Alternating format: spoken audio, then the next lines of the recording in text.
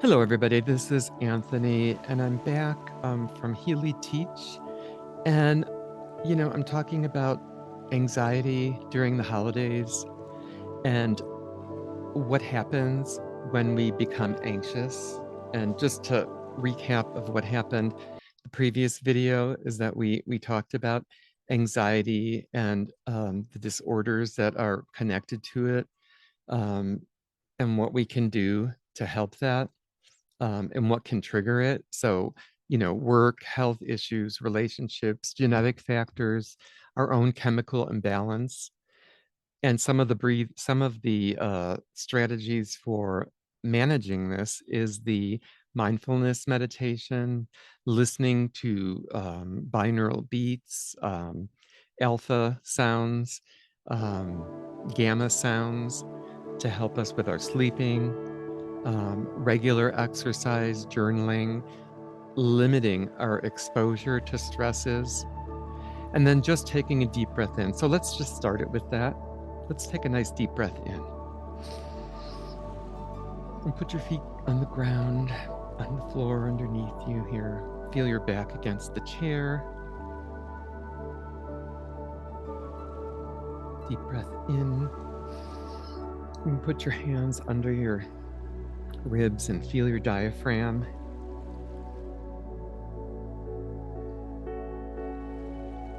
Just feel your belly rise up and down.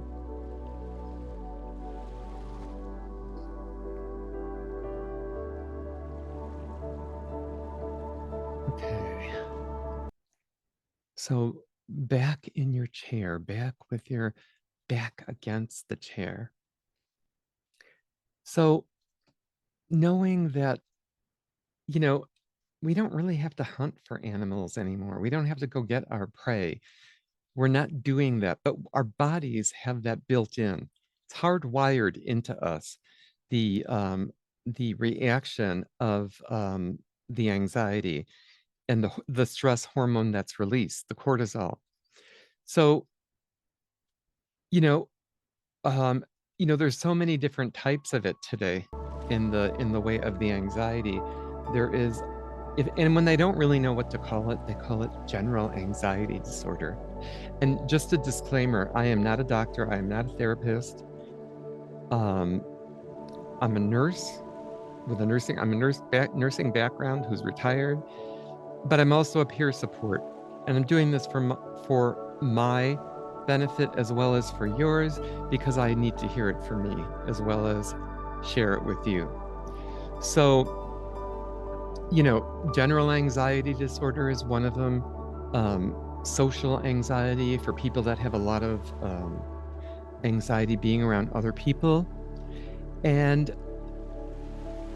or even just getting on an airplane. Some people are afraid to get on an airplane because they just, whatever the thing is, it's a habit that's developed into a phobia.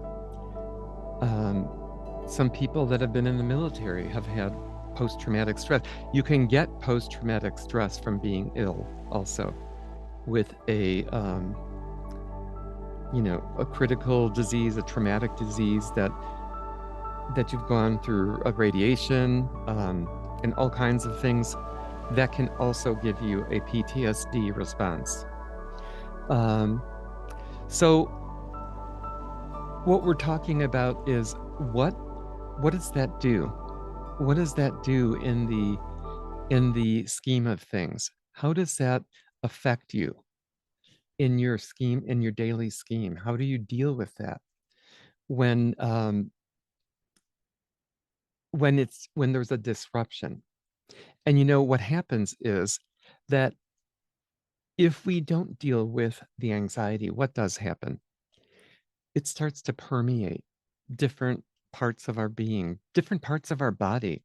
For me and a lot of people, I know a lot of people, it happens in their solar plexus. It happens in the abdominal area. For some people, it happens in their brain or um, their emotional makeup. Um, it can lead to depression if it's not dealt with. But it creates all kinds of feelings of um, panic and distress, it creates these distress signals that, if not taken care of, they create that stress hormone, and the cortisol goes and is not good for us. We don't need the cortisol. It is something that is doesn't help us.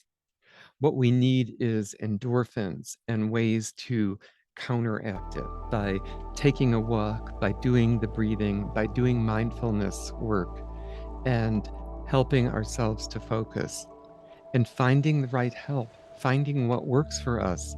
Because not everybody, not everybody understands what works for them. And everybody has something different and different things that work for them in the way that they understand anxiety. So, um, like I said, it can be genetic, it can be from our background and a chemical imbalance. So, what we want to do is learn what our triggers are. And at this time of the year, they're easier. They come up easier, not easier to avoid, but they come up easier because there's, all these people around us trying to, everything is wonderful and this and that. And it may be for some people, it may not be for others. So we have to deal with where we're at, but we also have to figure out what works for us because we deserve to be happy. We deserve to enjoy the moment. And the most important thing that I've learned about anxiety and depression is the more you can be in the moment, watch a movie, be in the movie, do a meditation, do the breathing, be in your body. The more you can be in your body, the less you will be anxious. So thank you for listening.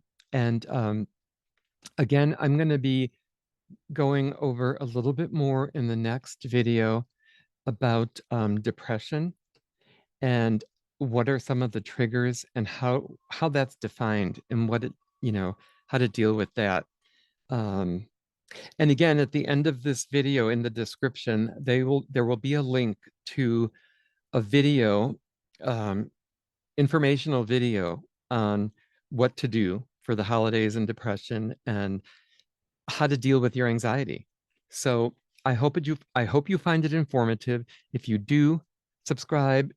And if you don't, thank you for listening. Maybe someone will, you'll be able to refer this to, and I'll have like some shorter videos of this coming up also. Thank you for listening. Have a great day. Enjoy, enjoy the season. Try to be happy no matter what's going on. Ho, ho, like Santa does, right? Yeah. All right. Ho, ho, ha, ha, ha. And that's another story. Anyway, try to have a good day. Bye-bye.